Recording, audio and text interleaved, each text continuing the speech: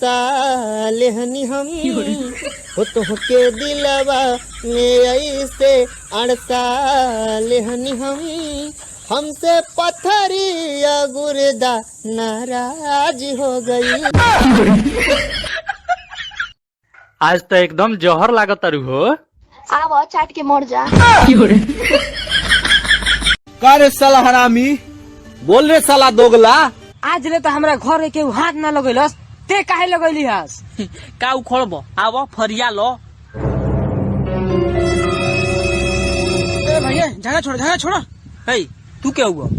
हमरे तरफ से बढ़ो ना तो ओकरा तरफ से बढ़ो ना तो ये मरवावे आइल बढ़ो।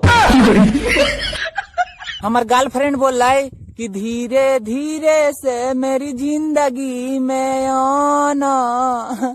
हम इतना धीरे धीरे गेली कि हमरा जाते जाते और दूगो बच्चे हो गली के माई। सर ये सर पागल है का रे?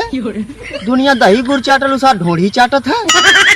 अरे सुना ना, एगो बात कहे के बा। का कहे के बा? पूरा गांव महला बिना मास्क के निकलते नहीं खे। आ इनका तो कुछ बुझाई के ना बा। का कहत रह? कह। मैं तुमसे प्यार करता हूँ।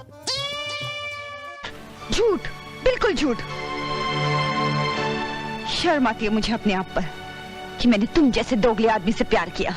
ये तो वक्त ही बताएगा कि तुमने क्या प्यार किया और हमने क्या प्यार किया। झूठ, तुमने कभी प्यार किया ही नहीं। तुमने सिर्फ मुझे धोखा दिया है। मैंने प्यार नहीं किया। मैंने तो फिर ये बंदूक मेरे हाथों में किसने थमा दी? मेरे ही प्यार ने। इतनी नफरत मेरे अंदर किसने भर दी?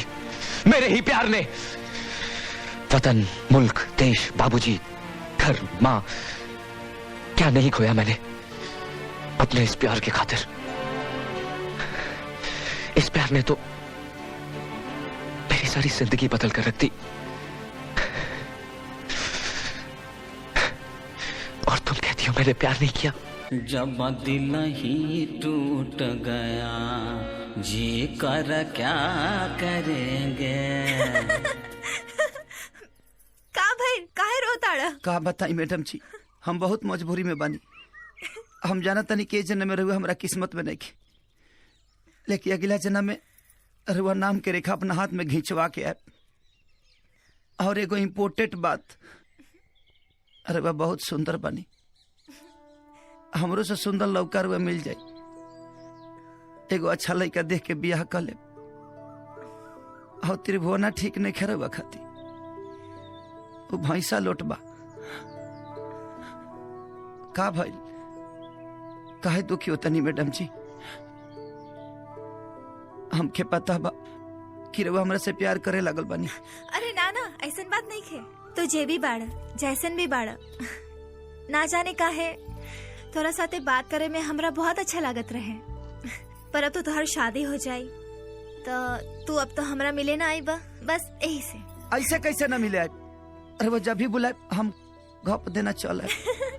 चल झूठा, तो शादी के बाद हमरा से मिलबा कि अपना मेहरारू से? मेहरारू तो मजबूरी होली, लेकिन रउआ तो हमार पसंद है ना। अच्छा अच्छा, अब बस बहुत हो गई। अब घरे जा जल्दी, ना तब पता चली कि दूल्हा के बगैर ही बारात चल गई। जी मैडम जी, हाँ? एगो हमार आखिरी इच्छा पूरा कथी तनी हग दीना। का?